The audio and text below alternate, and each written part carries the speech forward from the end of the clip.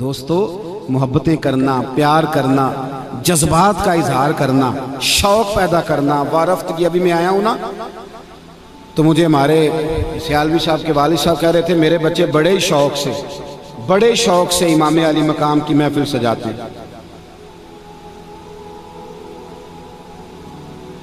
بڑے شوق سے امام علی مقام کی محفل کرتے ہیں، تو ان کے لیے دعا کریں۔ بھائی دیکھو، اگر آپ کی کوئی گواہی دے دنیا میں کہ آپ بڑے شوق سے جناب صدیق اکبر کا یوم مناتے ہیں، بڑی محبت سے سیدنا عمر کی بات، بڑی محبت سے حسنین کریمین کا، حضرت عثمان کا، طلحہ و زبیر کا، میلاد کا، آپ ذوق سے یہ کام کرتے ہیں، تو بتاؤ یہ کتنی بڑی سعادت مندی کی بات ہے۔ یہ بحث سے نکل آؤ، یہ تبصروں سے نکل آؤ، باہر آ جاؤ۔ جس کی ساری پشتیں پیچھے سے میلاد منا رہی ہیں نا، وہ بھی ہر سال ربیع الاول پہ آ کے پوچھ لیتا ہے کہ میلاد ویسے جائز ہے، اور میں کہتا ہوں میاں اب تو تجھے یہ پوچھنا چاہیے تھا کہ وضو کر کے جھنڈیاں لگاؤں یا بغیر وضو سے بھی لگ جائیں گے، اب تو تمہیں ادب کی بات پوچھنی چاہیے تھی۔ بس کرو، اپنا ذائقہ نہ خراب کرو، عمل کرو، دین عمل کرنے کے لیے دنیا میں آیا، محبت بانٹو۔ آخری بات یہ ہے کہ ہمارے حکمرانوں کو سورۃ اخلاص نہیں نہ آتی۔ وہ پریزائڈنگ آفیسر نے نا الیکشن کے دنوں میں ایک ایم این اے کے امیدوار سے پوچھا کہ عشاء کی رکعتیں کتنی ہیں، تو وہ ناراض ہو گیا تھا، کہنے لگا میں نے ایم این اے بننا ہے، مسجد کا خطیب نہیں لگنا۔ تو یہ آپ مجھ سے کس طرح کے سوال کر رہے ہیں، یہ حال ہے۔ لیکن یزید تو جامع مسجد دمشق کا خطیب تھا، بھائی پگڑی داڑھی والا بندہ تھا، وہ تو حج پہ خطبے دیتا تھا جا کے، امام علی مقام اس کے خلاف کیوں نکل آئے؟ میں نے کہا ان کو تو سورۃ اخلاص نہیں آتی، وہ تو جمعہ پڑھاتا تھا، وہ تو خطیب تھا، امام علی مقام کیوں نکلے؟ تو امام کے سارے خطبے اٹھا کے دیکھ لو، امام حسین فرمانے لگے میں نے اسے اپنی آنکھوں سے شراب پیتے دیکھا۔ امام حسین رضی اللہ تعالیٰ عنہ فرمانے لگے نمازیں چھوڑ کے پڑھتا ہے۔ امام حسین فرمانے لگے یہ رنڈیوں کا ناچ دیکھتا ہے جس کو آج مجرا کہتے ہیں۔ امام علی مقام فرمانے لگے یہ اللہ کے حلال کو حرام اور حرام کو حلال کہتا ہے۔ تو جو بندہ یہ کام کرے وہ مسلمانوں کا حکمران بن سکتا ہے؟ بڑی عجیب بات ہے نا کہ ہر الیکشن میں بڑے شرابی کی بڑی فوٹو کے نیچے چھوٹی میری بھی لگی ہو، اور محرم آئے تو دیگے بھی میں 10 پکاؤں۔ تو میں یزیدی سوچ کا وارث ہوں کہ حسینی سوچ کا؟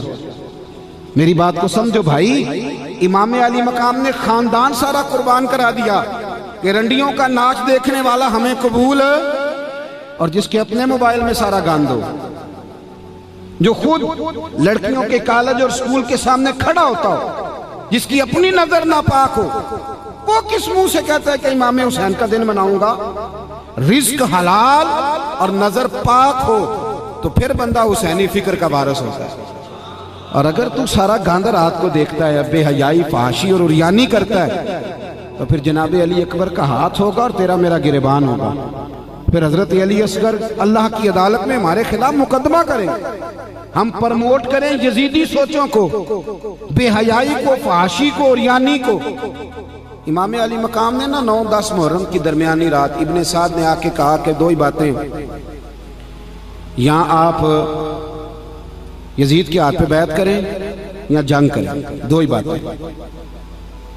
امام حسین فرمانے لگے بس فیصلہ ہو گیا۔ اس نے کہا جی میں نے ابن زیاد سے پوچھ لیا، یزید تک میسج چلا گیا، باتیں 2 ہی، یا بیعت کریں یا جنگ کریں۔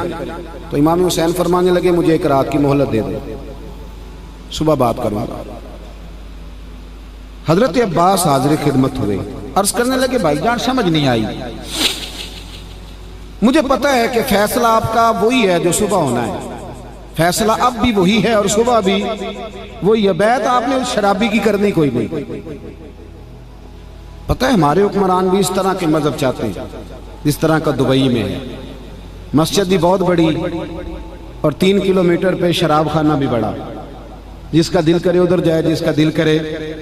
اسی طرح کا اسلام اللہ ماشاءاللہ تمام اسلامی حکمران چاہتے ہیں، پر امام حسین نے فرمایا نہ بھائی، جہاں میرے نانا کے نام کی اذان پڑھی جائے گی وہاں شرابیں نہیں چلیں گی، وہاں بے حیائیاں یہ کام نہیں ہونے دیں گے۔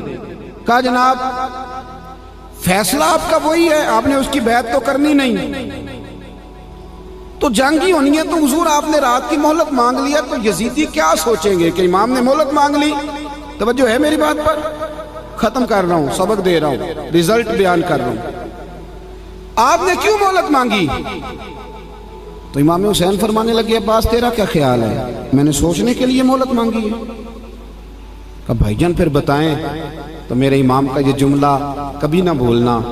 امام علی مقام فرمانے لگے عباس تجھے پتہ ہے نا مجھے سجدوں سے بڑا ہی پیار ہے، تجھے پتہ ہے مجھے تلاوت سے بڑا ہی پیار ہے، تجھے پتہ ہے مجھے دعا اور استغفار سے بڑی ہی محبت ہے۔ فرمایا ایک رات اس لیے لی ہے کہ میں ذرا کھل کے اپنے رب کی بارگاہ میں سجدے کروں، میں ذرا کھل کے دعا کروں، استغفار کروں۔ سنگیو ہماری بحث 5 گھنٹے کی ہو لیکن درود پاک کی باری آئے تو یہاں ہمیں کام یاد آ جائے، یہاں ہمیں نیند آ جائے۔ تو امام علی مقام کا تو سجدوں سے پیار ہے۔ امام حسین نے سر سجدے میں کٹایا ہے اور تلاوت نیزے کی نوک پہ بھی جاری رہی۔ اگر تیری نماز قضا ہوتی اور تو نے قرآن کبھی کھول کے نہیں دیکھا تو پھر بتا تو کس فکر کا مالک، کس سوچ کا تو مالک؟ اپنی دلچسپیاں حقیقت کی طرف لائیں، حقیقت کا سفر کریں۔ امام حسین کے خیموں میں 3 دن تک کھانا اور پانی بند رہا ہے پر قرآن پاک کی تلاوت 1 منٹ کے لیے بھی بند نہیں ہوئی، نماز کسی کی ایک بھی قضا نہیں ہو گئی۔ اور تیری بیٹے کی شادی پہ بھی نماز قضا ہو جاتی ہے، تیری منگنی اور ولیمے پہ بھی نماز رخصت ہو جاتی ہے۔ خدا را واپس لوٹیں، اصل کا سفر کریں۔ ایک تو عقیدت مند بنے، نیاز مند بنے، باادب بنے، اور دوسرا ان سوچوں کی پیروی کریں۔ آپ کو نا شرابی، فاسق اور فاجر آدمی دیکھ کے غصہ آنا چاہیے، اظہار بیزاری پیدا ہونا چاہیے۔ ہمیں تو مصیبت لگ گئی ہے، فوٹو کھچانی ہے، اور جس طرح کا مرضی ہو، یہ ہم سے نہ رقم ہوں گے قصیدے یزید کے، ہم لوگ تو حسین کے سیرت نگار ہیں، اور ویسے بھی دوستی قاتل سے بھی مقتول سے یارانہ بھی۔ یہ کیسے ہو سکتا ہے؟ اپنی سوچوں کے زاویے درست کریں، کھڑے ہونا سیکھیں، کھڑے ہونا۔ نظریں پاک محمد بن قاسم آئے نا یہاں لڑائی کرنے کے لیے، بڑے پریشان تھے محمد بن قاسم۔ ایک بزرگ ملے تو کہنے لگے بیٹے کیوں پریشان ہو؟ اس نے کہا جی نیا علاقہ ہے، راجے دہر سے مقابلہ ہے، زبان آتی نہیں، رستوں کا پتہ کوئی نہیں، کیسے لڑوں گا؟ نوجوان میری بات پہ غور کریں۔ کچھ دنوں کے بعد وہ بزرگ دوبارہ ملے تو محمد بن قاسم بڑے خوش تھے، مطمئن تھے، حشاش بشاش۔ بزرگ کہنے لگے کیا ہوا؟ ابھی جنگ تو ہوئی نہیں۔ کہنے لگا حضرت جی مجھے پتہ چل گیا ہے، راجہ دہر چند گھنٹے میرے سامنے کھڑا نہیں ہو سکتا۔ آپ کو کیسے پتہ چل گیا؟ کہنے لگا میں نے تحقیق کرائی ہے، میں نے سنا ہے نظر کا گندہ ہے، اس کے تو ماموں کی، پھپھو کی، چچا کی بیٹیاں اس کی میلی نظر سے نہیں بچتی۔ جو لوگ نظر کے گندے ہوتے ہیں وہ میدانوں میں کھڑے رہنے کے قابل نہیں ہوتے۔ ہاں نظر پاک ہو تو انسان میدان میں کھڑا رہتا ہے۔